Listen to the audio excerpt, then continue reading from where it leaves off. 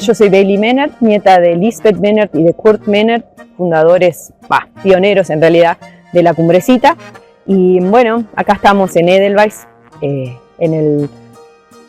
a días del fallecimiento, de que se cumplieran 20 años del fallecimiento de mi abuela.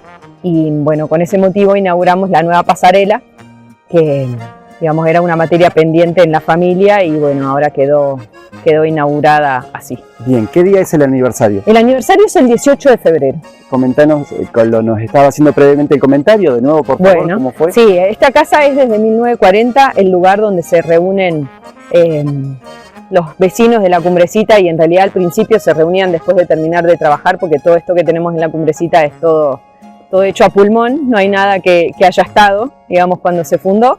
Y entonces, bueno, se juntaban acá porque a mi abuela le encantaba hacer tortas y hacía tortas muy ricas, y se juntaban a disfrutar las tardes después de trabajar acá.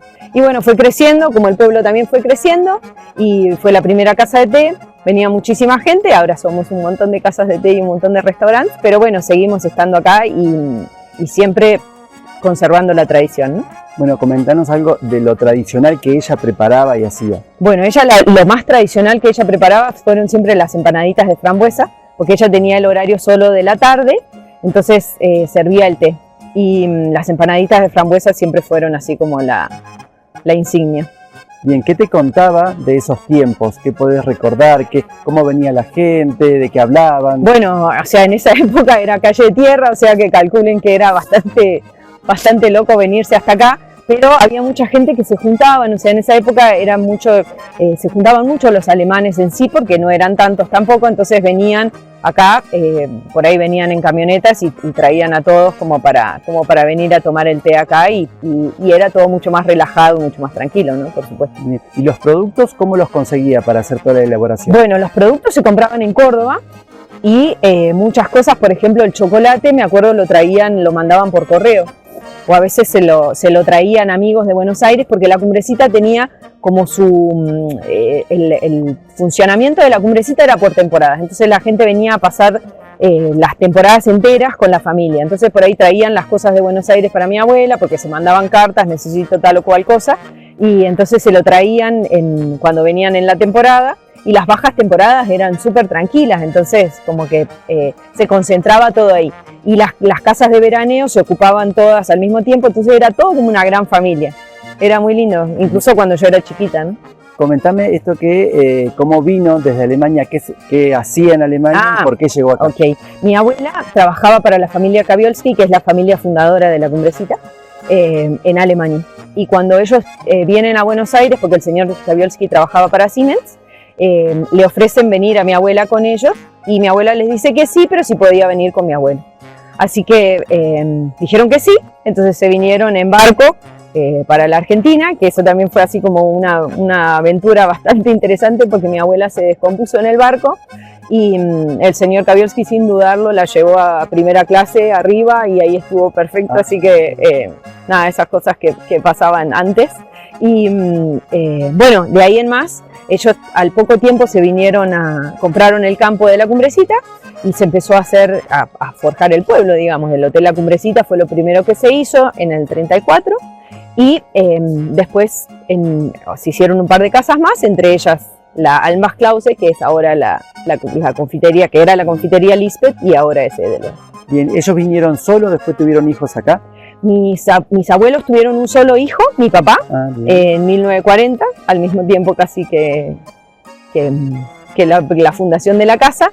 Y lo loco por ahí, para los que conocen la villa y que conocen a la gente de la villa, el que ayudó al nacimiento de mi papá era el doctor Kochman, que es la calle Kochman, sí, que está en Villa General Belgrano.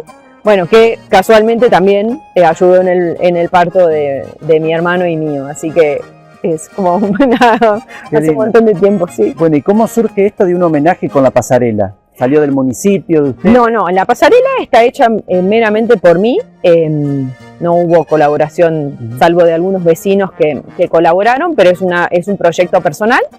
Y era una materia pendiente porque la pasarela estaba desde los inicios, o sea, lo que pasa es que cada vez que llovía no se podía pasar y tampoco no se podía trabajar porque era tan bajita que apenas crecía un poco el arroyo no se podía cruzar. Y además, si había gente acá en el local, tenías que decirle que se fueran porque no iban a poder pasar.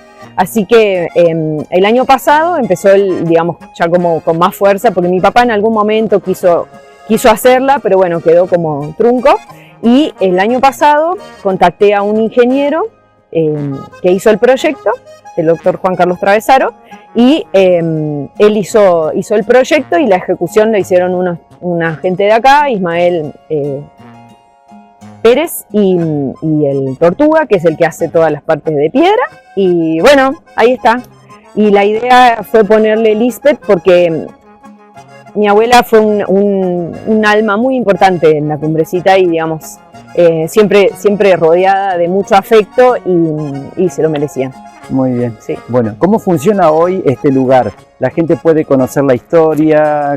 ¿Cuándo abrís? Sí, el local está abierto desde las 11 de la mañana hasta las 22, ahora en la temporada alta, de miércoles a domingo. Seguimos con esa tradición de no tener todos los días abierto.